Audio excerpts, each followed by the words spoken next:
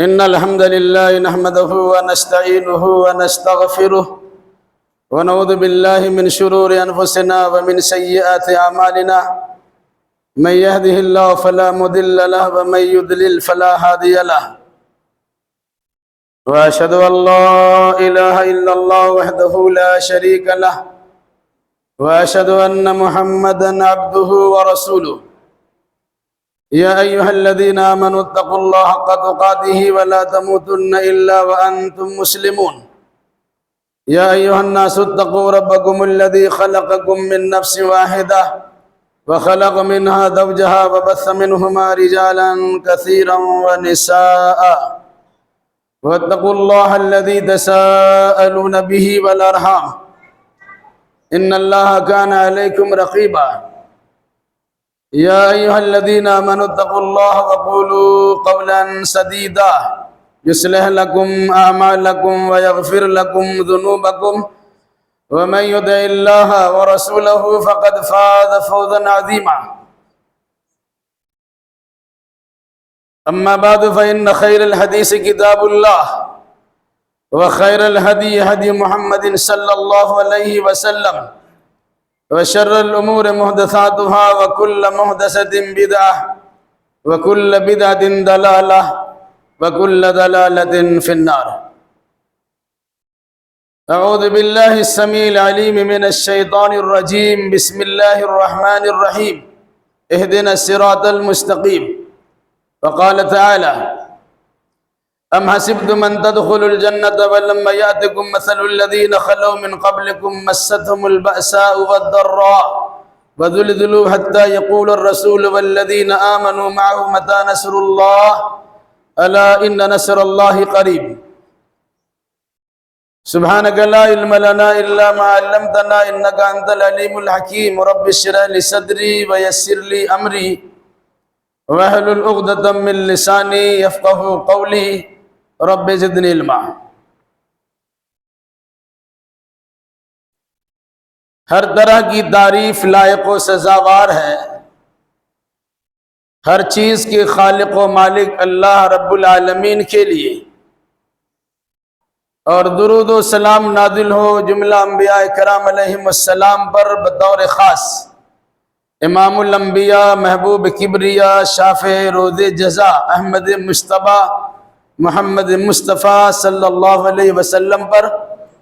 اللہم صلی علی محمد وعلی آل محمد کما صلیت علی ابراہیم وعلی آل ابراہیم انکا حمید مجید. اللہم بارک علی محمد وعلی آل محمد کما بارکت علی ابراہیم وعلی آل ابراہیم انکا حمید مجید. بزرگوں، نوجوان ساتھیوں، پردہ نشی ماں اور بہنوں، گزشتہ 4 ہفتوں میں ارتداد یعنی دین سے پھر جانا، مرتد ہونے سے متعلق بہت ساری باتیں آپ کے سامنے آ چکی ہیں. انسان کبھی ذہنی اور فکری ارتداد اختیار کرتا ہے اور انسان کبھی عملی ارتداد اختیار کرتا ہے. کبھی کسی کے جھانسے میں آنے کے نتیجے میں دین بدلتا ہے، کبھی کسی سے مرعوب ہو کر دین بدلتا ہے، کبھی کسی سے لالچ سے ملنے کے نتیجے میں لالچ والی چیز ملنے کی امید میں دین بدل دیتا ہے، کبھی دنیاوی اعتبار سے اپنا اسٹیٹس کو بلند کر لے اس لحاظ سے دین کو بدل دیتا ہے، کبھی تیز رفتار سواری اور بہترین گاڑی اور بنگلوں اور محلات کو دیکھ کر انسان دین بدلتا ہے. یاد رکھیے گا، یہ ساری کی ساری چیزیں دنیا میں رہ جانے والی ہے جبکہ آخرت باقی رہنے والی ہے. ہم لوگ روزانہ ہر جمعہ میں یہ پڑھتے ہیں کہ بل تؤثرون الحیات الدنیا والآخرۃ خیر وابقیٰ. دنیاوی زندگی پر ریجھے چلے جاتے ہیں، اسی کی طرف الجھے ہوئے ہیں، مگن اور فریفتہ ہے، حالانکہ آخرت بہترین بھی ہے اور باقی رہنے والی چیز ہے. دین اسلام سے متعلق بارہا یہ باتیں آپ کے سامنے آ چکی ہیں. ان الدین عند اللہ الاسلام، دین تو اللہ کے نزدیک اسلام ہی ہے. یہ بات بھی آپ کے سامنے قرآنی آیت کی روشنی میں بتائی جا چکی ہے. وَمَن يَبْتَغِي غَيْرَ الْإِسْلَامِ دِينًا فَلَن يُقْبَلَ مِنْهُ. جو انسان دین اسلام کے علاوہ کوئی دوسرا دین قبول کرے گا تو اللہ تبارک و تعالیٰ ایسے دین کو اس کی جانب سے قبول نہیں کرے گا۔ یہ بات بھی آپ کے سامنے آ چکی ہے کہ اگر آپ دین سے پلٹ جائیں گے، پھر جائیں گے، مرتد ہو جائیں گے، تو اللہ تبارک و تعالیٰ کو کچھ فرق نہیں پڑتا، اللہ آپ کی جگہ پر دوسری مخلوق کو لے آئے گا۔ ان تتولوا یستبدل قوما غیرکم ثم لا یکونوا امثالکم۔ تفصیلات گزشتہ 4 ہفتوں میں آپ کے سامنے آ چکے۔ انسان دین سے پھرتا کیوں ہے؟ اس چیز کو یاد رکھیے، ایمان دل کی گہرائی سے اللہ، اس کے رسول اور احکام شریعہ کے ماننے کا نام ہے۔ جو انسان دل سے کسی چیز کو مان لیتا ہے وہ جان دے سکتا ہے، لیکن اپنا عقیدہ بدل نہیں سکتا۔ اور اگر کوئی انسان ظاہری رکھ رکھاؤ کے نتیجے میں تعلقات کی بنیاد پر کسی چیز کو تسلیم کرتا ہے تو سامنے تو اس کا اظہار کرتا ہے، جو ہی پیچھا ہوتا ہے پیچھا چھڑا کے انسان چلا جاتا ہے۔ تو دین اسلام اگر ہم نے قبول کیا ہے اور واقعی قبول کیا ہے تو اس دین پر کٹ مرنے کا نام ایمان ہے، سودا کرنے کا نام ایمان نہیں ہے۔ مثالیں کچھ آپ کے سامنے آئیں گی اور اسی روشنی میں ہمیں اپنی زندگی کے اصول مرتب کرنے چاہیے۔ اللہ اس کی توفیق مرحمت فرمائے، آمین۔ انبیاء کرام علیہ السلام کی تاریخ کو پڑھیے، وہ اکیلا تنہا اٹھتے ہیں اور پوری قوم سے لوہا لیتے ہیں، پوری قوم سے مقابلہ کرتے ہیں، نتیجے کے طور پر قوم سرنگوں ہو جاتی ہے اور نبی اپنی جگہ پر قائم و دائم رہتا ہے۔ پھر ہر نبی کے ساتھ ماننے والے افراد بھی ہوتے ہیں، ان کے ساتھ بھی بے شمار پریشانیاں آتی ہیں، مصیبتیں آتی ہیں، جنگوں کا سامنا کرنا پڑتا ہے، بدن کو اور جسم کو چھلنی کرنا پڑتا ہے، تان و تشنی کے جملے سے ان کا دل بھی چھلنی ہو جاتا ہے، سارے مسائل ہوتے ہیں، لیکن اس کے باوجود وہ دین سے پھرتے نہیں ہیں، بلکہ دین کے لیے اپنی جان کا نذرانہ پیش کرتے ہیں اور دین کو باقی رکھتے ہیں۔ انبیاء کرام علیہ السلام کے شاگردوں اور ان کے ماننے والوں کی تاریخ پڑھ لیجیے۔ بطور خاص جس نبی مکرم صلی اللہ علیہ وسلم پر ایمان لانے کے نتیجے میں ہم مسلمان کہلاتے ہیں وہ محمد الرسول اللہ صلی اللہ علیہ وسلم، یہ خاتم النبیین ہے، امام الانبیاء والمرسلین ہے، شافع المذنبین ہے، رحمت للعالمین ہے۔ اللہ تبارک و تعالیٰ کے بعد جب سے آسمان و زمین بنی ہے اور جب سے کائنات دنیا میں جب سے کائنات سجائی گئی ہے، اللہ کے بعد اگر کسی کا درجہ ہے تو محمد الرسول اللہ صلی اللہ علیہ وسلم کا درجہ ہے۔ لیکن آپ کو معلوم ہونا چاہیے اس درجہ کو برقرار رکھنے کے لیے رسول اکرم صلی اللہ علیہ وسلم نے کیسی کیسی قربانیاں دی ہے، وہ سیرت کی کتابوں کے حوالے سے بہت ساری باتیں آپ کے سامنے آ چکی ہیں، اور یہی وجہ ہے کہ قرآن مجید نے اس عمل پر قائم و دائم رہنے کے لیے ہر نمازی انسان سے ہر نماز کی ہر رکعت میں یہ دعا کرواتا ہے، اہدنا الصراط المستقیم، اے اللہ استقامت والا راستہ ہمیں دکھائے رکھ اور استقامت والا راستہ پر چلائے رکھ۔ استقامت قائم ہو جانا، ٹھہر جانا، ڈٹ جانا، مقابلہ کرنا، یہ استقامت ہے۔ بدل گئے آپ نے مقابلہ نہیں کیا، گزر گئے آپ نے مقابلہ نہیں کیا، منہ موڑ لیے آپ نے مقابلہ نہیں کیا، دین سے پھر گئے آپ نے مقابلہ نہیں کیا۔ دین سے پھیرنے کی مختلف شکلیں آپ کے سامنے آ سکتی ہے، ان تمام تر شکلوں میں اپنے آپ کو ثابت قدم رکھنے والا انسان ہی مسلمان رہ سکتا ہے۔ اگر استقامت نہیں ہے، جم جانا نہیں ہے، ٹھہراؤ نہیں ہے، تو یاد رکھیے دنیا والوں کی نگاہ میں آپ مسلمان کہلا سکتے ہیں، لیکن اللہ اس کے رسول کے فرمان کے مطابق آپ مسلمان نہیں ہیں۔ اور بڑی افسوس کی بات ہوگی اور بڑی گھنونی حرکت ہوگی، اکیلے کہ بہت بڑا افسوسناک معاملہ ہوگا کہ دنیا میں ہم مسلمان سمجھ کے مارے جاتے ہیں اور اللہ کی بارگاہ میں مسلمان نہ سمجھ کے دھتکارے جائیں گے۔ یہ بہت بڑا معاملہ ہوگا۔ نام لیوا اسلام کا ہے، مسلمانوں جیسے کچھ عام کرتوت بھی تھوڑے موڑے کر لیتے ہیں، دنیا کے لوگ ہمیں مسلمان سمجھتے ہیں اور ترچھی نگاہ سے دیکھ کر ہمارے خلاف کارروائیاں کرتے ہیں یا ٹھکائی کھاتے ہیں اسلام کے نام پر۔ لیکن افسوس یہ ہے یہ اسلام اللہ کی بارگاہ میں مقبول نہیں ہے۔ اللہ کہے گا کہ جاؤ وہیں جہاں تم جس کے لیے اسلام دکھا رہے تھے اسی سے بدلہ لے۔ پھر کیا ہوگا اب اندازہ لگا لیجیے۔ اس لیے इस्तिकामत इख्तियार कीजिए, दीन पर कायम व दायम रहिए। 4 खुतबों में बात आपके सामने आई। अगर ये कहा गया कि मुस्लिम बच्चियों ने शादी रचाने के चक्कर में अपना दीन और ईमान खो दिया, तो लड़कों को खुशी हुई कि हमारे बारे में तो नहीं कहा गया, ये तो लड़कियों के मुतालिक बात कही गई। और अगर लड़कों से मुतालिक ये बात कही गई कि लड़कों ने भी गैर मुस्लिम लड़कियों से ताल्लुकात उस्तवार किए, नतीजों में वो औरतें, वो लड़कियां गालिब रही, ये दीन और ईमान छोड़ने पर मजबूर हो गए, तो लड़कियां खुश होती हैं कि हमारे बारे में तो नहीं कहा गया, लड़कों के बारे में कहा गया। फिर लड़के लड़कियों से मुताल्लिक जब बात आती है तो अधेड़ उम्र के लोग कहते हैं कि हमारे बारे में तो नहीं हुआ। ये बात भी आपको सुनाई जा चुकी है। आपकी बीवी हो कि बहन हो, आपकी बेटी हो कि माँ हो, गैर मुस्लिमों के साथ रिश्ते नाते जोड़ने के नतीजे में, कारोबारी एतबार से, ऑफिस में काम करने के एतबार से, आने जाने के एतबार से उनके साथ इख्तिलात होता है, दोस्तियां होती है, नतीजे के तौर पर 5-5, 6-6 बच्चे छोड़कर दूसरे की तरफ चली जाती है। ये आप कहेंगे, उम्र दराज लोग कहेंगे या जवान मर्द कहेंगे ये तो औरतों की बात है, लेकिन इसी अंदाज की बात मर्दों का भी मामला है कि मर्द भी अपनी बीवियों को छोड़कर उन्हीं दामे फरेब में जाकर लब जिहाज से दो चार होने के नतीजे में वो अपना दीन और ईमान भी खो देते हैं, और नतीजे के तौर पर हुकूमत की यहाँ बड़ी बड़ी मिनिस्ट्री और वजारत भी हासिल कर लेते हैं, और बाद में उसे दूध की मक्खी की तरह फेंक दिया जाता है और पता भी नहीं चलता। अब सारे लीडरों का हाल देख लीजिए, जिन्हें ऊंचा मकाम दिया गया उनकी हालत क्या है और उनकी हैसियत क्या है, इल्ला माशा अल्लाह। तो अगर किसी के बारे में कहा जाए तो कहते हमको तो नहीं कहा गया, उसको कहा गया।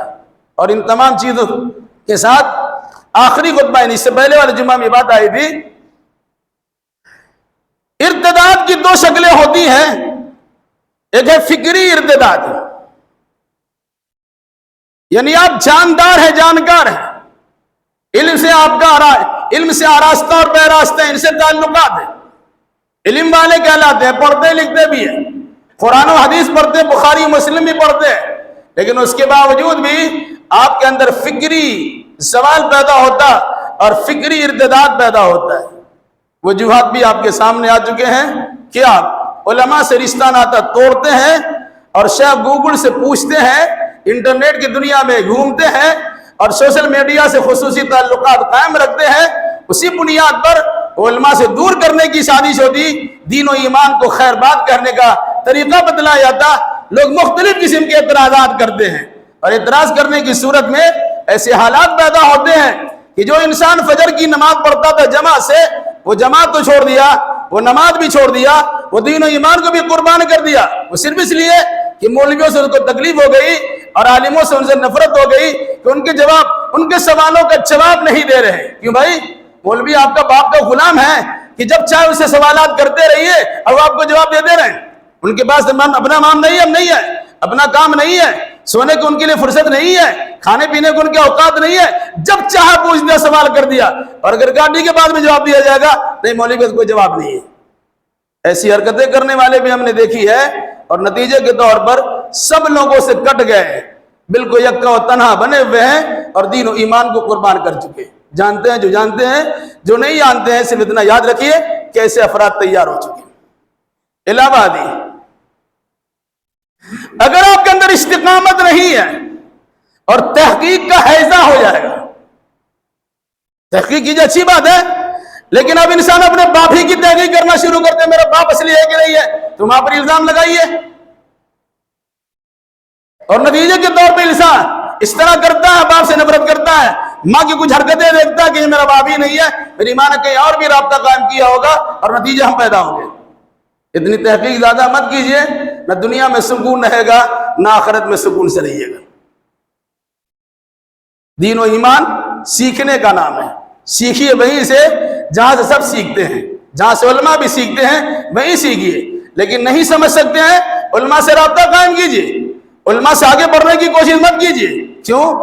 उन्होंने 10 साल नहीं, 15 साल नहीं, 20 साल नहीं, पूरी जिंदगी उसमें लगा दी है, तब इस्लाम में कुछ मालूमात उन्होंने फराहम की है। अब 2-4 किताब पढ़ते हैं और आलिमों के खिलाफ फतवा बगाड़ते हैं, उनसे रिश्ते नाते तोड़ते हैं, घर वालों से झगड़ते हैं और सारा वबाल किसी इमाम के सर में चला जाता है। इसी ने ऐसा करवा दिया। لا حول ولا قوت الا باللہ. یاد رکھیے گا دین پر استقامت اختیار کیجیے. قرآن و حدیث یا کہ لیے قرآن و صحیح حدیث امت مسلمہ کا سب سے بڑا اثاثہ ہے، سب سے بڑی دولت ہے. قرون اولا سے لے کر شروع دور سے لے کر ابھی تک جو انسان راہ راست پر قائم و دائم رہنا چاہتا ہے وہ سلف صالحین کے منہج کے مطابق کتاب اللہ کو بھی سمجھتا ہے اور سنت رسول اللہ کو بھی سمجھتا ہے. ایسا نہیں ہے کہ کسی نے کچھ کہہ دیا تو کتاب و سنت کو بالائے طاق رکھ دیا اور اسی کی بات سننے میں لگے. یہ صورتحال ہے. پڑھا لکھا انسان بھی کسی کی بات سنتا ہے اور اسی کا ہو کے رہ جاتا. بڑی چکنی چپٹی باتیں ہوتی ہیں. بس شیطان سے زیادہ اچھی تقریر کرنے والا کون ہو سکتا ہے؟ شیطان سے زیادہ بہترین بات کرنے والا کون ہو سکتا ہے؟ لیکن وہ ملمہ سادی کرتا ہے اور ملا کے بیان کرتا ہے. آپ کی نگاہ میں کسی چیزوں کو خوشنما بنا کے پیش کرتا ہے، آراستہ پیراستہ کر کے پیش کرتا ہے. اس کے اندر کتنی خرابیاں ہوتی ہیں وہ تحقیق کرنے کے بعد پتا چلے گا. تو اس کی تقریر کے دام میں اور اس کے جال میں پھنس کر آپ اسی کو ہو کے رہ جائے. اور برسہ برس سے جو کتاب و سنت کے پیروکار بنے ہوئے تھے، اس سے رشتہ ناتا جوڑے ہوئے تھے، اس کے توق کو اپنے گردن سے نکال کے پھینک دیا اور کسی ان پڑھ جاہل یا دین کے نام پر دینی باتیں کرنے والے جو دین نہیں ہے اور اسی کی الجھن سے آپ دو چار ہو گئے. کس کا نقصان کریں گے؟ اپنا نقصان کریں گے، اپنے بچوں کا نقصان کریں گے، اپنے خاندان کا نقصان کریں گے.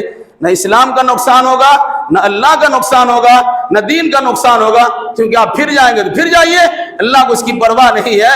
اللہ آپ کی جگہ بھی دوسری قوم پیدا کر دے گا. دیکھ لیجیے آپ خاندانی مسلمان پھر رہے ہیں تو اللہ تبارک و تعالیٰ اسلام کے ماننے والوں کی تعداد میں اضافہ بھی کر رہے ہیں.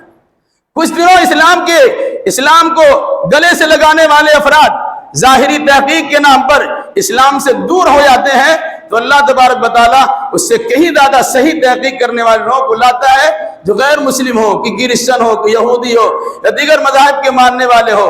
پھر وہ کتاب و سنت کا مطالعہ کرتے ہیں اور دنیاوی اعتبار سے سائنسی ایجادات و اکتشافات کے لحاظ سے اس کی تحقیق و تفتیش کرتے ہیں اور نتیجے کے طور پر اخیر میں یہ کہنے پر مجبور ہو جاتے ہیں کہ اشہد اللہ الہ الا اللہ و اشہد ان محمد رسول اللہ.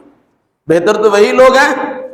ہم پر تو پابندی لگا دیں یہ قرآن پڑھ نہیں سکتے. یہ افراد اور تفرید کا معاملہ ہے. ایک طرف تو پابندی ایسی لگائے قرآن پڑھ ہی نہیں سکتے، پڑھیے، تلاوت کیجیے، ترجمان پڑھیے.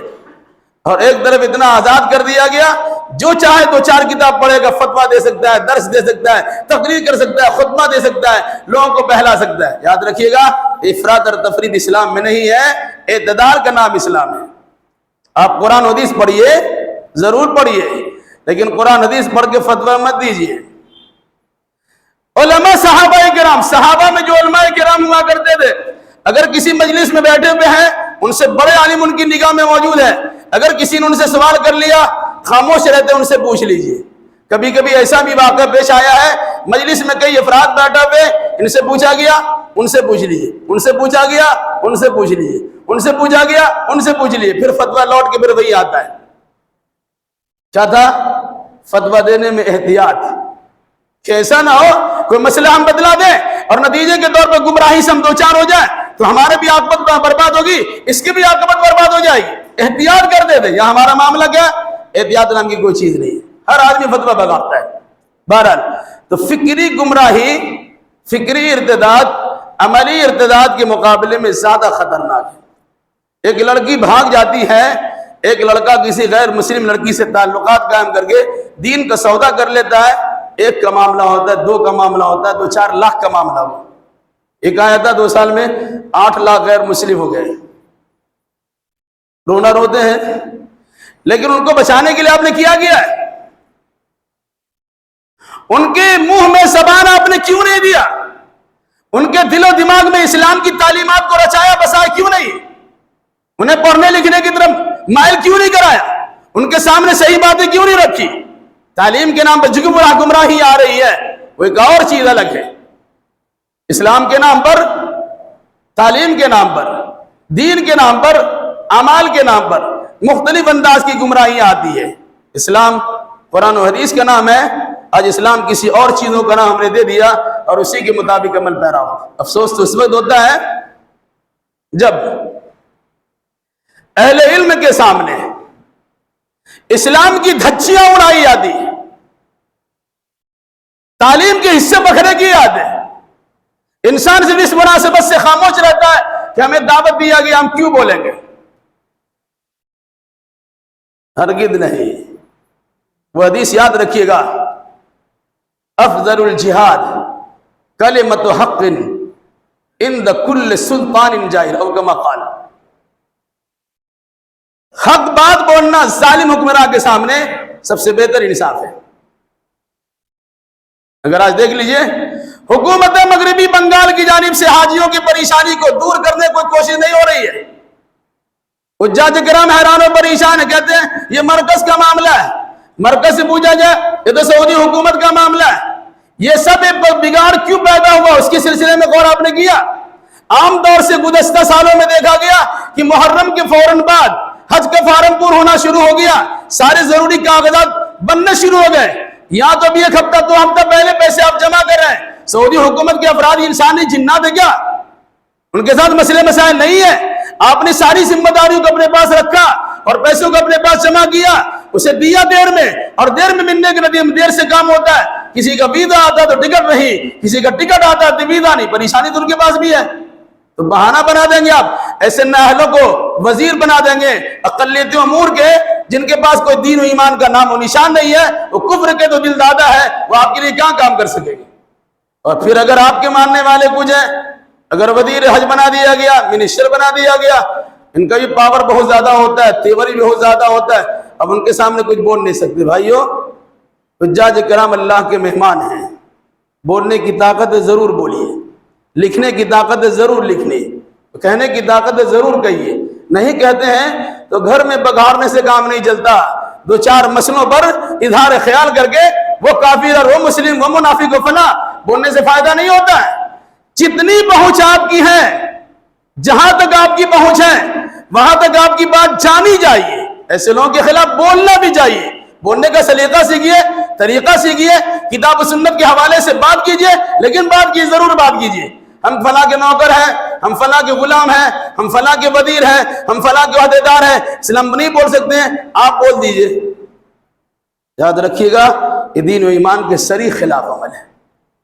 جہاد اسلام کی فطرت میں ہے، یہ الگ سی بات ہے کہ لفظ جہاد کا نام سن کر انسان کے پیٹ میں درد ہوتا ہے، اس کے دماغ میں خلجان پیدا ہوتا ہے، یہ تو ہم کو کٹوا کے رکھ دے گا، مروا کے رکھ دے گا۔ صرف یہی جہاد نہیں ہے کہ میدان جنگ میں جائیے اور لڑنا بھیڑنا شروع کر دیے، یہ بھی جہاد ہے کہ فکری جہاد بھی کیجئے، قلمی جہاد بھی کیجئے، علمی جہاد بھی کیجئے، قولی جہاد بھی کیجئے۔ آپ کے سامنے کچھ غلط ہو رہا ہے اس کے خلاف بولیے، بدارت کو بچانے کے لیے اپنی زبان کو خاموش رکھنا یہ منافقت ہے، یہ بدارت نہیں ہے۔ دین و ایمان کے خلاف کسی قسم کی کارروائی ہو رہی ہو اور اپنا عہدہ منصب بچانے کے لیے خاموش ہو جائیے، کنارے کشی اختیار کر لیجئے، یہ استقامت نہیں ہے، یہ ضلالت ہے۔ استقامت اس کا نام ہے جس کو آپ نے صحیح سمجھا، مار پڑے تب بھی، بے عزت ہو تب بھی، جان جائے تب بھی، جسم کا آخری قطرہ خون بہ جائے، لیکن دین و ایمان کا سودا کرنے کے لیے آپ تیار نہیں ہوں گے۔ یہ صورتحال ہمارے یہاں ہے۔ ارے بھائیو، اللہ کے واسطے اس حقیقت کو سمجھیے، انسان اپنی کمزوری دیکھتا نہیں ہے، دوسروں کی کمزوری کو اجاگر کرتا ہے۔ ایک چیز کی طرف اشارہ کر دوں، اسی ہفتہ ملی امین کالج میں ایک پروگرام ہوا، اگر کسی بھائی کو تکلیف ہے تو اللہ کے واسطے معاف کیجیے گا۔ امام بخاری یونیورسٹی کا تعارفی پروگرام تھا، بڑی اچھی بات، الحمدللہ امام بخاری تعارف کے محتاج نہیں ہے، یونیورسٹی تعارف کے محتاج ہے، تعارف کرنے کرانے کے لیے ایک پروگرام کیا گیا۔ امام بخاری یونیورسٹی کے تعارف کے لیے مدارس اسلامیہ کے خلاف بکنا، یہ کون سی دینداری ہے؟ وہ مدرسہ ہی کا دین ہے کہ جس مدرسے کے بانی نے اتنی بڑی زمین آپ کو اخبار کر کے دیا جہاں یونیورسٹی کی تعمیر ہو رہی ہے، ورنہ پوری ملت تو لگی ہوئی تھی، جہاں مسلم یونیورسٹی کے لیے جگہ مانگی جا رہی تھی، نہیں ملی، کیا کر لیا آپ نے؟ ایک آدمی کھڑا ہوا مدرسے کے نام پہ کھڑا ہوا، معہد اسلامیہ کے نام پہ کھڑا ہوا، جامع امام بخاری کے نام پہ کھڑا ہوا، सैकड़ों बीघा जमीन उसने खरीदी और फिर उसके बाद इमाम बुखारी यूनिवर्सिटी की तामीर का मसला भी उनका हल हो गया। 2 साल में 12 से 15 करोड़ रुपया जमा किए, स्कूल के नाम पे दिया, वही मदरसे वाले ने किया है। इंसान बयान करता है कि मदरसे वाले को चंदा रोक देना चाहिए, रोक दीजिए आप, तो स्कूल तो बना लेते हैं। ऐसे अफराद की ज़बानी ये बात सुनी गई, मदरसों को चंदा रोका जाए, स्कूल की तामीर की जाए, लेकिन उस मरदूद इंसान के ज़हन ज़बान से बात नहीं निकली कि शादी ब्याह के खर्चे के खर्चात को रोका जाए, डिस्को डांस के प्रोग्राम को रोका जाए, सकावती प्रोग्राम को रोका जाए, इधर उल्टे सीधे जो प्रोग्राम होते इसमें खर्चे होते इसे रोका जाए, और उसके नाम से मदरसे बनाए नहीं, स्कूल बनाया जाए, कॉलेज बनाया जाए, यूनिवर्सिटियां बनाई जाए। कोई बोलने के लिए तैयार नहीं है। एक आदमी कर लिया, उसी को आईना दिखाते हैं। नहीं, यही होना चाहिए। मदरसे के बच्चों को भी दुनियावी तालीम चाहिए। डॉक्टर के बच्चे को इंजीनियर बनाते हैं, इंजीनियर बच्चे को डॉक्टर नहीं बनाते हैं। 2 सब्जेक्ट अलग अलग हैं, लेकिन सोचते हैं कि मौलवी कोई आसमान से उतरा हुआ फरिश्ता है, सारा बोझ उन्हीं पर लाद दो। वही डॉक्टर बनेंगे, वही इंजीनियर बनेंगे, वही बारिशर बनेंगे, वही मुफ्ती और मुहद्दिस बनेंगे, वही दुनिया भर का सारा काम करेंगे। क्या वो इंसान नहीं है? उन्हीं मदारिस इस्लामिया का दैन है कि आपका दीन बचा हुआ है। वो भी अगर ज़कात की रकम थोड़े देते हैं तो उस पर इंसान बहुत ज्यादा एतराज भी करता है और बहुत सारी बकवास भी करता है, लेकिन उन मदारिस इस्लामिया के मुंतज़िमीन का हाल है, वो आपके पास पहुंचता है, भीख मांगता अपने लिए नहीं, इदारों के लिए। उस इदारे के पास सैकड़ों बीघा जमीन है। कहां से लाया भाई? आप यूनिवर्सिटी की जगह, कॉलेज की जगह, एक छोटा मोटा स्कूल की जगह नहीं दे सकते हैं।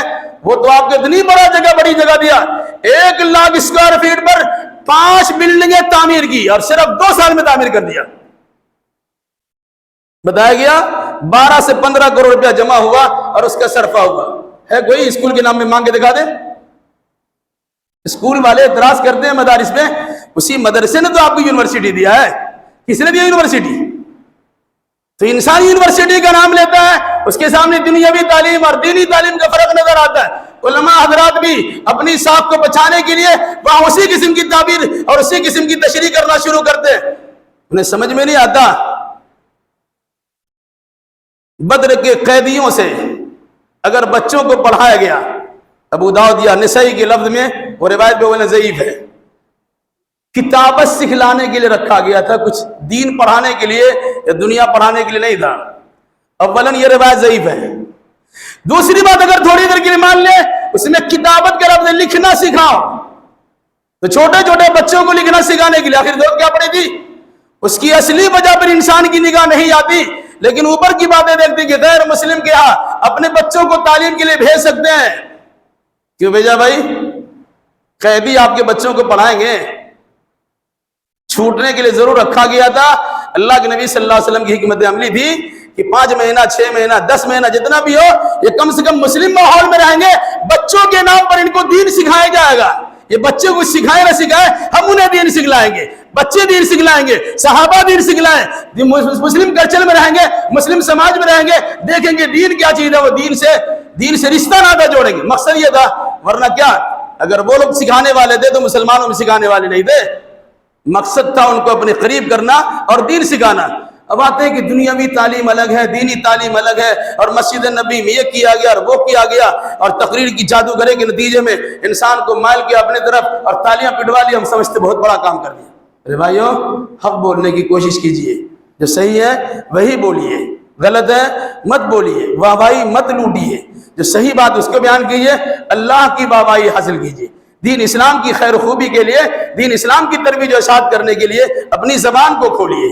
अगर आपके सामने दीन इस्लाम की मजम्मत होती हो, मदारिस इस्लामी खिलाफ वर्दी होती हो, अहले इल्म की शान में गुस्ताखियां होती हो, जबान खोलने की जरूरत है कि नहीं आपकी बातें सही नहीं है। सबके मैदान अलग अलग है। एक कॉलेज वाला अलग काम करता है, यूनिवर्सिटी वाला अलग काम करता है, स्कूल वाला अलग काम करता है, सबका दायरा अलग अलग है। अब सोचिए यूनिवर्सिटी को स्कूल बना दे और स्कूल को यूनिवर्सिटी बना दे, कभी नहीं होता है। उन तमाम चीजों के मजमूए का नाम मदरसा होता है, जिसके खिलाफ इंसान बकता भी है।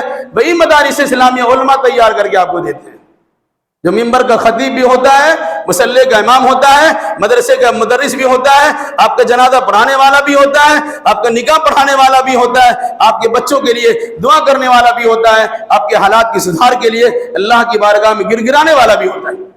اور افسوس ہے لوگ ان کی حقیقت کو سمجھتے نہیں۔ بہرحال اہدنا الصراط المستقیم، اے اللہ صراط مستقیم پر چلا، استقامت والے راستے پر چلا۔ ہم اپنے بھائیوں سے گزارش کریں گے کسی غیر مسلم سے دوستی نہ رکھیے۔ اپنے بہن بیٹیوں سے گزارش کرتے ہیں، آپ کے لیے دوستی کرنا شادی سے پہلے کسی بھی صورت میں جائز نہیں، مسلمانوں سے جائز نہیں ہے، تو غیر مسلموں سے دوستی کرنا کیسے جائز ہوگا؟ جہاں ارتداد کا تذکرہ قرآن نے کیا ہے وہیں یہ کہا گیا یہود و نصارہ کو دوست نہ بناؤ، وہیں کہا گیا کفار مشرکین کو دوست نہ بناؤ، کہ ایسا نہ ہو کہ ان کی دوستی کے دامے پھرے میں پڑنے کے نتیجے میں دین ایمان کا سودا کرنا پڑ جائے۔ قربت ہوتی ہے، نزدیکی ہوتی ہے، کھانے پینے کا ساتھ ہوتا ہے، گھومنا پھرنا ہوتا ہے، پھر سارے معاملات ہو جاتے ہیں، دین و ایمان سے کا سودا کر لیتے ہیں، دین و ایمان سے پھر جاتے ہیں۔ کہا اسلام نے سد ذرائع کے طور پر کہا ایسے لوگوں سے دوستی کرنا آپ کے جائز نہیں ہے۔ جگری دوستی، ہم پیالہ ہمنا والا بننے بنانے کی اجازت اسلام نہیں دیتا ہے، اس سے دور رہنے کی کوشش کیجیے۔ کیسے دور رہیں گے؟ اب اسلام کو ایک ایسا دین سمجھیے جنہیں سرمایہ حیات تصور کے بلکہ یقین کیجیے۔ یہ پوری زندگی گزارنے کے لیے ہمارے لیے ایک دستور ہے، منشور ہے، طریقہ و قانون ہے۔ اگر اسے ہم مان لیتے ہیں تو یاد رکھیے کہ کامیابی ہمیں ملے گی، اور اگر اس کے برخلاف کرتے ہیں تو سمجھ لیجئے کہ آپ اپنا کام کر لیجئے گا، دنیا تھوڑی سی مل جائے گی، وزارت و کرسی آپ کو مل جائے گی، مقام منصب آپ کو مل جائے گا، عہدہ آپ کو مل جائے گا، پذیرائی آپ کی ہو جائے گی، لوگوں کے سامنے آپ کا نام لیا جائے گا، لیکن اللہ تبارک و تعالیٰ کے دھتکار پڑے گی، لعنت و ملامت کا بوچھار آپ پر ہوگی، نتیجے کے طور پر آپ کہیں کا نہیں رہیں گے۔ اس لیے اس چیز کو آپ یاد رکھیے کہ دین دین ہے۔ اس دین کو بچانے کے لیے صحابہ نے جو قربانیاں دی ہیں، آج صحابی کو گالی دینے والے لوگ بھی موجود ہیں، اور افسوس ہے جو صحابی کو گالی دیتے ہیں انسان اس کو اپنا پیشوا بنا کے رکھے ہوئے ہیں، اس کو لیڈر تصور کرتے۔ کیوں؟ وہ کتاب کا گلدستہ رکھتا ہے اور لوگوں کے سامنے کچھ باتیں بیان کرتا ہے، کتاب میں کچھ اور ہوتا ہے، بیان کچھ اور کرتا ہے۔ اب دھوس جاتے کہ ان کے پاس کتاب ہے اور وہ دلیل سے بات کرتا ہے، اس کی زبان میں طلاقت لسانی ہے، وہ بلکر انسان ہے، سلاست الروانی ہے، بولنے میں کسی اعتبار سے رکتا نہیں ہے، ضرور اس کی بات صحیح ہوگی۔ ارے کبھی کتاب پڑھ کے تو دیکھیے، دین آپ کے پاس یوں ہی نہیں آیا ہے۔ کیا فرمایا اللہ نے؟ آمنو کما آمن الناس، لوگو ایمان اسی طرح لاؤ جس طرح محمد الرسول اللہ کے ساتھیوں نے ایمان لایا ہے۔ فَإِنْ آمَنُوا بِمِثْلِ مَا آمَنْتُمْ بِهِ فَقَدْ اهْتَدَوْا، سنو اگر تم اسی طرح ایمان لاؤ گے جس طرح محمد الرسول اللہ کے ساتھیوں نے ایمان لایا تب ہدایت پاؤ گے۔ کیسا ایمان لایا تھا؟ نماز چھوڑ کے، دین چھوڑ کے، گھل مل کے؟ نہیں، جو حق تھا وہ حق ہے، جو باطل ہے وہ باطل ہے۔ حق و باطل کا امتزاج کبھی نہیں ہو سکتا، اس کی ملاوٹ کہیں نہیں ہو سکتی، اس کی آمیزش کبھی نہیں کی جا سکتی ہے۔ حق کا دائرہ الگ ہے، باطل کا دائرہ الگ ہے۔ ہم حق و باطل کی بنیاد پر آپ سے لڑ بھی سکتے ہیں، آپ سے مخالفت بھی کر سکتے ہیں، آپ سے دور بھی رہ سکتے ہیں۔ پڑھ لیجیے صحابہ کرام کی تاریخ، شروع دور میں جنہوں نے ایمان قبول کیا ہے، ابتدائی مرحلے میں اسلام قبول کرنے والے صحابہ کرام کی شان کو دیکھیے۔ صہیب رومی کی حالات کو پڑھیے، عمار بن یاسر کی حالات کو پڑھیے، حضرت خباب بن الارد کی حالات کو پڑھیے، حضرت خبیب کی حالات کو پڑھیے، حضرت عبداللہ بن حذافہ سہمی کی حالات کو پڑھیے، حضرت سمیہ کی حالات کو پڑھیے، پتا چلے گا۔ حضرت عبداللہ بن مسعود کی حالات کو پڑھیے، ابو بکر صدیق کی حالات کو پڑھیے، عمر بن خطاب کی حالات کو پڑھیے۔ ان لوگوں نے کیا کیا ہے؟ اسلام قبول کیا، کتنی تکلیفیں برداشت کی ہے، اسلام کو بچایا ہے، تکلیفوں کو برداشت کیا ہے۔ مگر ہمارا معاملہ کیا ہے؟ ہم تکلیف سے بچ جائیں، اسلام کا جنازہ نکل جائے، اس کی پرواہ نہیں ہے۔ ہمیں عہدہ منصب مل جائے، اسلام اور اسلام کے ماننے والا جس سے گڈھے میں گر جائے اس کی ہمیں پرواہ نہیں ہے۔ احکام شریعت کی جتنی خلاف ورزی ہو جائے اور اللہ کے مہمانوں کی تعظیم کرنے کے بجائے جتنی تذلیل کر دیا جائے ہوتے رہے، ہمیں اس پرواہ نہیں ہے، ہمیں تو عہدہ منصب ملا ہوا ہے۔ بھائی ایسے عہدہ و منصب کا اعتبار نہیں ہے۔ حضرت ابوبکر صدیق سیدھا سادہ آدمی ہے، 2-2.5 سال کی ان کی حکمرانی ہے۔ اللہ کے نبی صلی اللہ علیہ وسلم کے بعد انہوں نے خلافت کو سنبھالا ہے، اللہ کے نبی صلی اللہ علیہ وسلم کی جانشی انہوں نے کی ہے، ایک نرم انسان ہے، لیکن دین کے معاملے میں ایسا گرم ہوئے کہ عام معاملات میں گرم حضرت عمر فاروق رضی اللہ تعالیٰ عنہ کو، عمر ابن خطاب کو حضرت ابوبکر صدیق سے گزارش کرنا پڑا کہ آپ اس سے کیسے لڑیے گا، یہ دین کے دعوے کرتے ہیں۔ پتہ آپ کو مرتدین کی جماعت الگ ہوئی، تارکین زکات کی جماعت الگ ہوئی، نبوت کے دعویٰ کرنے والوں کی جماعت الگ ہوئی، یہ بڑے بڑے فتنے اٹھے ابوبکر صدیق کے زمانے میں، لیکن وہ نرم انسان اس معاملہ میں گرم ہو گیا۔ عمر ابن خطاب نے کہا کیوں لڑتے ہیں؟ کہ میں اس وقت تک لڑوں گا جب تک کہ مسئلہ حل نہ ہو جائے، اور فرمایا کہ جو انسان نماز اور جہاد میں، نماز اور زکات میں فرق کرے گا میں ان سے لڑتا رہوں گا۔ جس طرح جماعت کے لیے، نماز کے لیے جماعت کا ہونا ضروری ہے، سب کو آنا ضروری، اسی طریقے سے اللہ کے نبی صلی اللہ علیہ وسلم کے زمانے میں زکات اجتماعی شکل میں جمع کی جاتی تھی۔ اگر اونٹ کے گردن میں یا بکری کی گردن میں پڑی ہوئی رسی میں کوئی انسان روکے گا ہم اس سے بھی جہاد کریں گے۔ کون سا جہاد تھا بھائی؟ کیوں تھا؟ صرف اس لیے تھا کہ آدمی مرتد نہ بنے، بلکہ ابوبکر صدیق کی سختی کے نتیجے میں ان سے سختی کے ساتھ نمٹا جائے گا، وہ دین پر قائم رہے اور دین کے سودا کرنے سے پرہیز کر لے، بچ جائے۔ اگر وہ ملت اسلامیہ پر صدیق اکبر کا اتنا بڑا احسان ہے کہ کوئی انسان اس کا بدلہ نہیں دے سکتا ہے۔